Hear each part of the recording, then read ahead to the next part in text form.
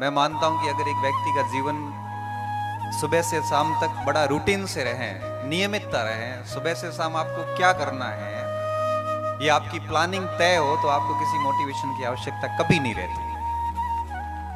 सुबह उठने के बाद आपको पता है कि मुझे ये काम करना है, तो मोटिवेशन की कहां जरूरत है, वैसे ही आप काम करने लग जाओगे। क्योंकि मुझे या मुख्य वक्ता के रूप में दायित्व दिया है, तो मैं इस दायित्व का निर्वहन करते हुए मेरी बात को शुरू करने जा रहा हूं। मैं आज बात को गुरु जाम्बो जी की एक पंक्ति से शुरू करूंगा, जो मैंने बहुत बार सुनी है और लागू भी की है, और कई बार कह भी देता हूं। दोस्तों, मैं कह देता हूं, किसी मंच पे नहीं कही, कि जीते को जुक्ति और मरे को मुक्ति। अगर ये मिल जाता है तो जीवन सफल है। इसके बड़े गहरे भाव है, समझने के लिए भी आपको 5-7 मिनट तक सोचना पड़ेगा आराम से, कि जब तक हम जिंदा रहते हैं, जब तक हम जीवित हैं, और हमारे पास में अगर जुक्ति का मतलब एक युक्ति से है, एक तरकीब से है, एक स्किल से है, वो मिल जाती है, तो जीना हमारा सार्थक हो जाता है। अगर आप बिना किसी तरकीब के, बिना किसी युक्ति के जी रहे हैं, तो आप में और जानवर में कोई फर्क नहीं है। और उस युक्ति के साथ जीते जीते अब बेहद अपने काम में बेहद ईमानदार है और बहुत बढ़िया तरीके से काम करते हैं, तो मृत्यु के बाद मुक्ति भी मिल जाती है। तो ये जीवन का हमारा लक्ष्य होना चाहिए कि जब तक हम जिंदा है, तब तक हम बड़े ईमानदारी के साथ में अपनी स्किल को लेके काम करें, ताकि दूसरी युक्ति अपने आप ही चरितार्थ हो जाती है, वो अपने हाथ में नहीं होती। और इस हेतु बहुत मेहनत करनी पड़ती है, अपने आप को बहुत खपाना पड़ता है। त्याग दी सब ख्वाहिशें कुछ अलग करने के लिए, और राम ने भी बहुत कुछ खोया था श्री राम बनने के लिए। ये तरकीबें, ये स्किल इतनी आसानी से हासिल नहीं होती, आपको बहुत त्याग करना पड़ता है चीजों का। और मैं कई बार कहता हूं कि अगर नया जीवन लेना है, अगर नया व्यक्ति बन के बाहर निकलना है, अगर नए रूप में आपको बाहर आना है, नया अवतरण करना है, तो दफन होना पड़ता है। जब तक दफन नहीं होते, तब तक नयापन नहीं आ पाता। एक बीज को पौधा बनने के लिए भी दफन होना पड़ता है। अगर आप चाहते हैं कि आपका एक नया वर्जन दुनिया के सामने आए, आपको लोग अलग रिस्पेक्ट दें, आप वहां से उठ के यहां तक आए, आप अपनी अलग पहचान स्थापित करें, मतलब आप इस प्रकार का अगर नया जीवन चाहते हैं, हमारे शास्त्रों में द्विज की अवधारणा आती है। द्विज का मतलब होता है व्यक्ति का जन्म 2 बार होता है।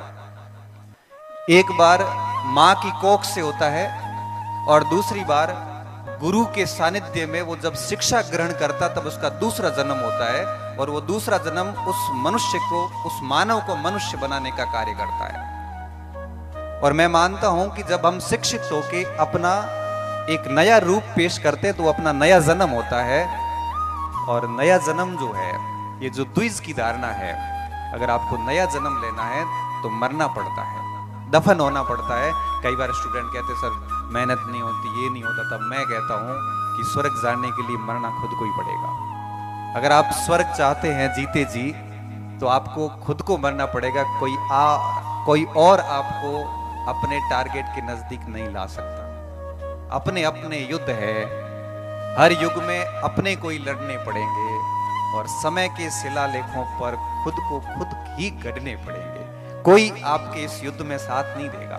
आप अकेले हैं और आपको ही लड़ना है, और बिना लड़े कुछ भी प्राप्त नहीं होता। क्योंकि एक स्टूडेंट के सामने बहुत चुनौतियां होती है, आर्थिक संकट होते हैं उनके सामने, पारिवारिक दबाव होता है, सामाजिक रूप से भी दबाव होता है, उसके सामने एक रिजल्ट देने की एक आपके लोगों की उम्मीदें होती है, उम्र बढ़ रही होती है, और बेरोजगारी को दूर करने का एक बहुत गजब सा प्रेशर होता है, खुद पे अविश्वास की स्थिति आ जाती है, और स्टूडेंट बहुत सारी चुनौतियों का सामना करता है। और इन सारी चुनौतियों से लड़ता लड़ता एक व्यक्ति जब सफल हो जाता है, तो वो सारे संघर्ष पर ठप्पा लग जाता है जो उसने पिछले कई वर्षों से किया होता है। इसलिए मैं विद्यार्थियों को कहता हूं कि जब भी आप अपने कर्तव्य पथ पे रवाना हो जाए तो पीछे मुड़ के नहीं देखें, बहुत मेहनत करें, बहुत ईमानदारी से मेहनत करें। और आप बड़े सौभाग्यशाली हैं कि आप शिक्षा के क्षेत्र में आए हैं और शिक्षक प्रशिक्षण प्राप्त कर रहे हैं। अब आपके सामने सिर्फ एक ही परीक्षा शेष रही है, जिसको पास करते ही आप दुनिया के सबसे पवित्र, दुनिया के सबसे रेप्यूटेड और दुनिया के सबसे बेहतरीन प्रोफेशन में जाने वाले हैं, क्योंकि शिक्षक से बेहतर प्रोफेशन इस दुनिया में कोई नहीं है। हो सकता है कि आप सिविल सर्वेंट बन जाओ, आपको एक समय तक इज्जत मिलती है, सारी चीजें मिलती हैं, लेकिन रिटायरमेंट के बाद एक सिविल सेवक की और एक शिक्षक की तुलना करोगे तब आपको पता चलेगा कि बेहतर कौन है।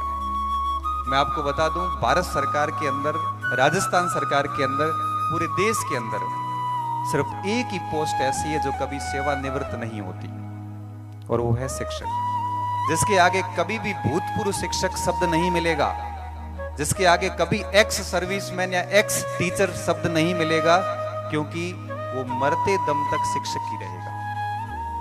80 साल की उम्र में भी उस शिक्षक की उतनी रेपुटेशन होती है जितनी वो जब लगा था उस समय थी। उसकी इज्जत समय के साथ में, ज्ञान और अनुभव के साथ में बढ़ती जाती है। इसलिए मैंने कहा था कि आप जो है अपनी स्किल डेवलप कीजिए, जैसा कि जाम्बू जी ने कहा था कि जुक्ति डेवलप कीजिए, आप अपने आप में स्किल डेवलप कीजिए, नहीं तो शिक्षक बन के भी आप केवल वेतन भोगी मजदूर बन के रहोगे, इससे अधिक कुछ नहीं होगा। क्योंकि मैं नौकरी की से भी ज्यादा बल इस बात पे देता हूं कि आप अपने आप को कितना बढ़िया तरीके से पेश आते हैं, क्योंकि भारत भर में लाखों शिक्षक हैं, कुछ ही शिक्षक जाने जाते हैं। कारण क्या है? कारण ये है कि वो बेहतरीन शिक्षक है, वो अच्छा पढ़ाते हैं, रात दिन मेहनत करते हैं, 50 वर्ष की उम्र में भी पढ़ते हैं, अपने आप को हर दिन इम्प्रूवमेंट करते हैं। आप आज घर जाके सोचना कि आप अपने आप में क्या इम्प्रूवमेंट कर रहे हैं। मुझे अच्छे से याद है कि जब मैं दिल्ली गया था IAS मेंस की तैयारी करने के लिए, और कुछ दिन वहां रहा, 10-15 दिन तो स्टार्टिंग में पढ़ाई हुई नहीं, तो दिन पूरा समय यूं ही जा रहा था और जाके सो जाते रहे, ऐसा लग रहा था कि ठीक ठीक पढ़ रहे हैं। तभी एक मित्र ने, हम यही डिस्कस कर रहे थे पार्क में, तो एक मित्र बोले कि कैसी चल रही पढ़ाई? मैंने कहा अच्छी चल रही। तो दिन में क्या क्या पढ़ लेते? मैंने कहा ये चीजें पढ़ रहे हैं। तो उन्होंने कहा तो बहुत कम है। आप सोचना, जब रात पूरे दिन की पढ़ाई होने के बाद जब आप रात को बिस्तर पे जाओ, तब आप सोचना कि आज आपने क्या पढ़ा, क्या याद किया। और जब हमने भी उस पूरा दिन पढ़ने के बाद शाम को जब सोचते हैं कि क्या पढ़ा, तो कुछ नहीं हुआ, 2-3 टॉपिक ही पढ़ पाए।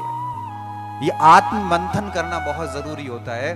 और बीएड करने वाले बच्चे, BSTC करने वाले बच्चों को मैं देखता हूँ, ये बच्चे, आज की पीढ़ी आत्म मंथन नहीं करती, ये चल रही है बस भीड़ के हिसाब से चल रही है। आप सोचना कि आप किस पृष्ठभूमि से आए हैं और वास्तव में आप कर क्या रहे हैं। अगर नहीं कर रहे हैं मेहनत तो कुछ भी हासिल नहीं होगा, क्योंकि बिना मेहनत के कभी कुछ भी प्राप्त नहीं होता है, कुछ भी प्राप्त नहीं होता है। और शॉर्टकट से प्राप्त की गई सफलताएं नहीं होती है, वो केवल आंशिक रूप से या अल्पकालिक वाहवाही होती है, दीर्घ काल में आपको बहुत बुरी तरीके से गिराने वाली है। इसलिए मेहनत करिए और अपने आप को उस कदर बनाइए कि आप अपने आप को एक नया जन्म दे सके। और मैं कहना चाहूंगा आपको कि इस जीवन के अंदर आपके सामने बहुत बड़ा मंच है, बहुत अधिक अवसर है। जितना अधिक इन अवसरों को बनाओगे, क्योंकि हर कार्य को समय पर करना पड़ता है, अगर आप टाइम पर कार्य नहीं करते हैं तो फिर उस कार्य का कोई महत्व नहीं रहता। 25 साल की उम्र तक पढ़ना था, हम अगर 30-35 के बाद पढ़ना शुरू करेंगे तो कोई इसका इंपॉर्टेंस नहीं है, क्योंकि कार्य का महत्व तब होता है जब हम उसको समय पर करते हैं। अभी आपके पास जो समय है ये पढ़ने का है, और अगर आप इस समय बढ़िया पढ़ाई नहीं करते हैं तो निश्चित तौर पे आप उस परिणाम को प्राप्त नहीं कर पाएंगे जिसके जो आप परिणाम प्राप्त कर सकते थे। इसलिए मैं बहुत कम बोलूंगा, आप अधिक समझना इस चीज को कि अभी आपका समय पढ़ने का है, तो सिर्फ पढ़ाई करना, बाकी गलत चीजों में संलिप्त मत होना। चाहे वो आपके विभिन्न प्रकार की गलत चीजें, नशे पते भी हो सकते हैं, मोबाइल की दुनिया हो सकती है, गेमिंग की दुनिया हो सकती है, ये पेपर आउट की दुनिया हो सकती है।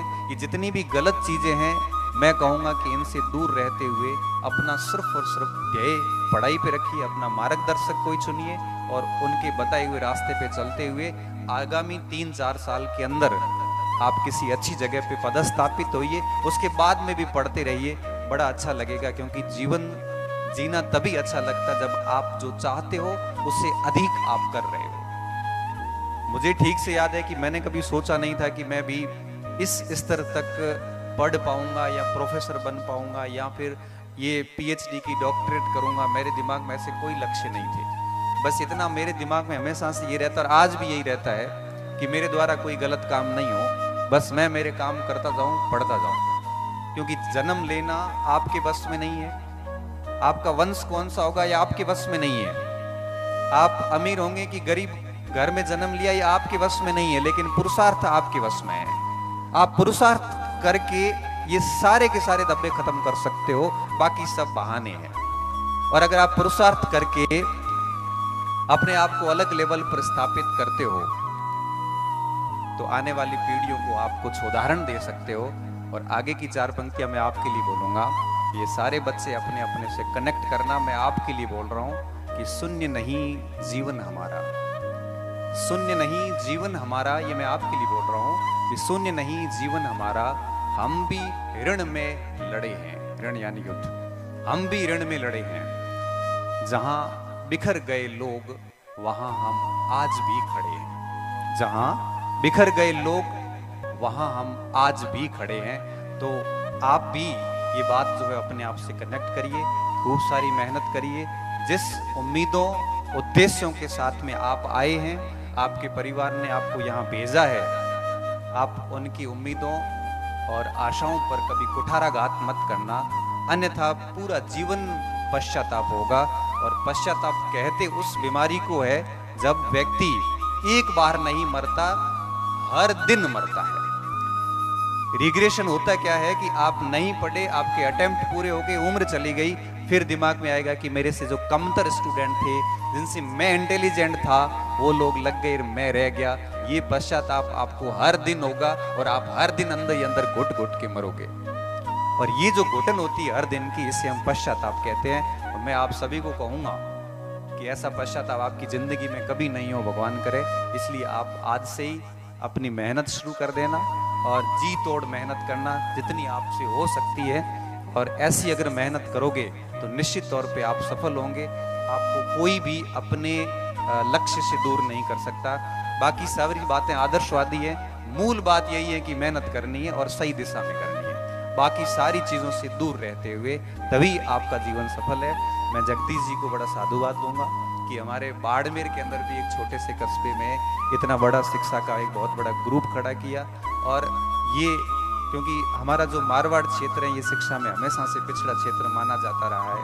और अभी इन दिनों की अगर बात करूं तो हिंदी में हमारे 25 प्रोफेसर बने बाड़मेर में इस साल, 25 प्रोफेसर।